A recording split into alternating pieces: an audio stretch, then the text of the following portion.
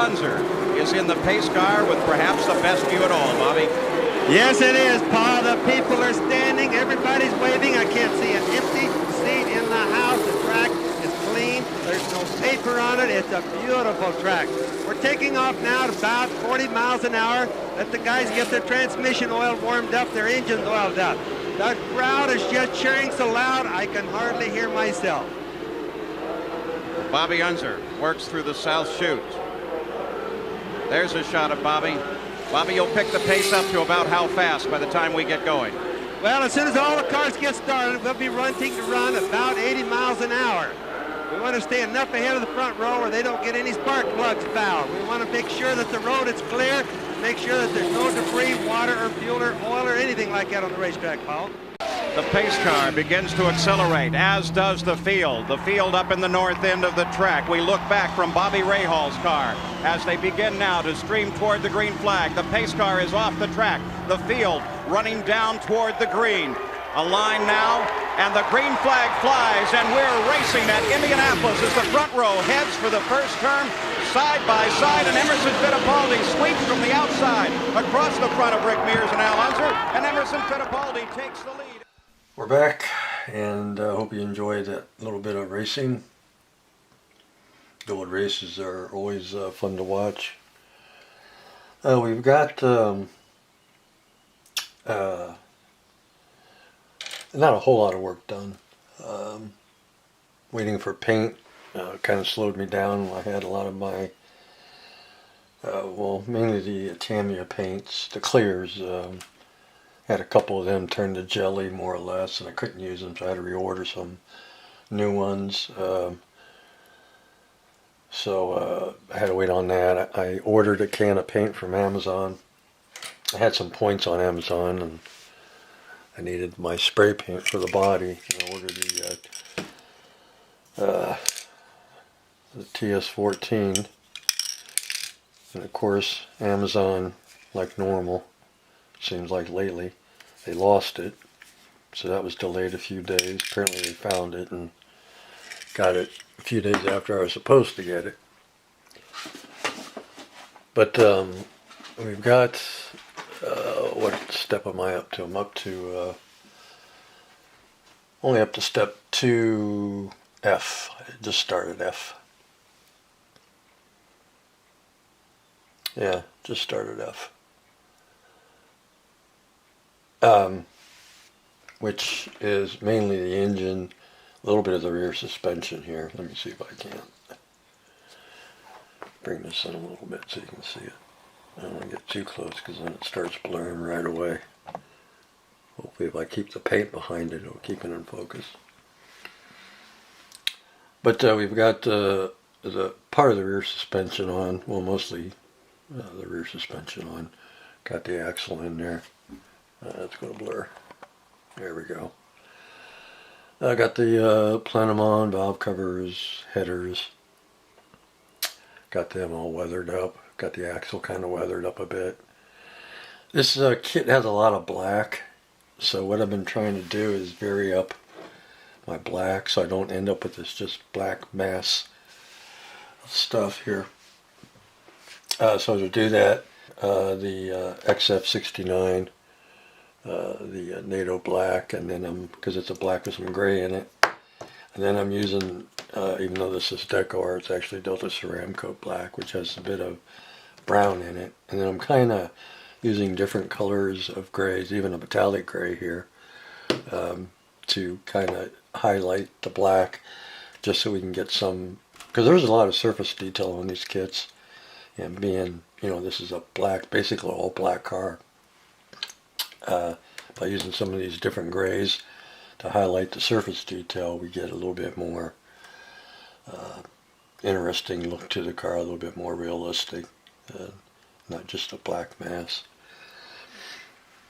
So that's the story on the blacks. We used the Extreme Metal Dura aluminum, also the Model Air aluminum, and also the Model Color from Vallejo steel.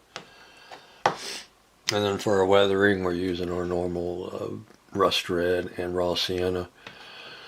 So for like the headers, on the car in the exhaust, in the turbo up here.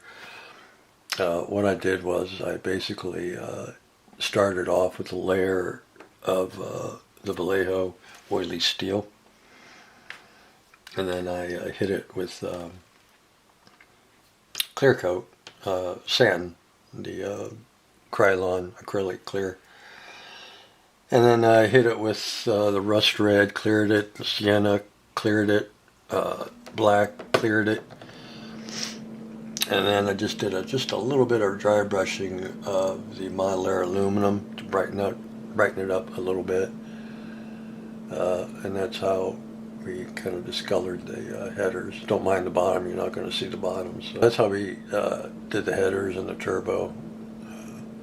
Just layering color on the on those two. The plenum is just the kit chrome that's been dulled down, and the valve covers are the NATO black, and then we detailed out the Cosworth, got that detailed out. But the block is the monolayer aluminum with a little bit of the Dura aluminum mixed in there, so we kind of got a little bit of a mixing of two aluminums. And we did the axle the same way. It's just steel and then sealed and then gone over with the sienna, raw sienna, and the rust red on the axles. So that's that. I have pictures of the real car. I belong to Mecum, and I use Mecum a lot for reference. It's a good website for reference photos of cars. And this actual car was up for auction a couple of years ago, I think. So I got some really good pictures of the interior and exterior of the car. So I'm trying to mimic those pictures and colors. Even though the colors that AMT recommended are actually pretty close to the real thing, so that's kind of cool to know. The driver and cockpit, I got the driver painted, still have to do the helmet yet. But with these AMT kits, if you use the driver figure, then you don't use the seat. Even though you can, if you take a lot off his butt and a little bit off his back, you can use the seat and the driver both. But to be honest with you, he's so far down in the body that it's really not worth the effort, because you don't see that much of him. I still got some controls to put on here, but that's really about it for the cockpit area. We have to paint the helmet. The original decal sheet would have had decals for the helmet, but since I don't have the original decal sheet, I'm going to have to paint the design that he had on his helmet, which should be fun. It'll probably look like crap, but I'm still going to give it a go anyway. And that's really all I got.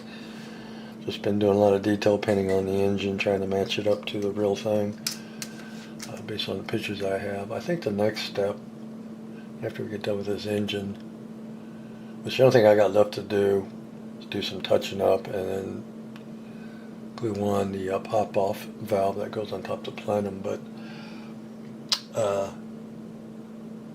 the next step is to work on, I'm looking here,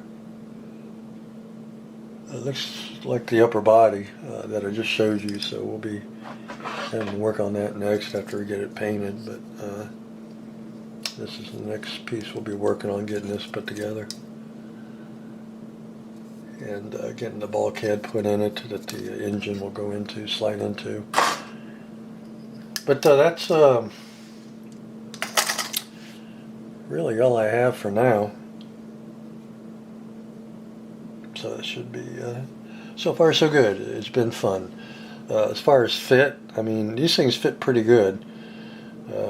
So there hasn't been any fit issues at all. All the parts fit quite well for AMT.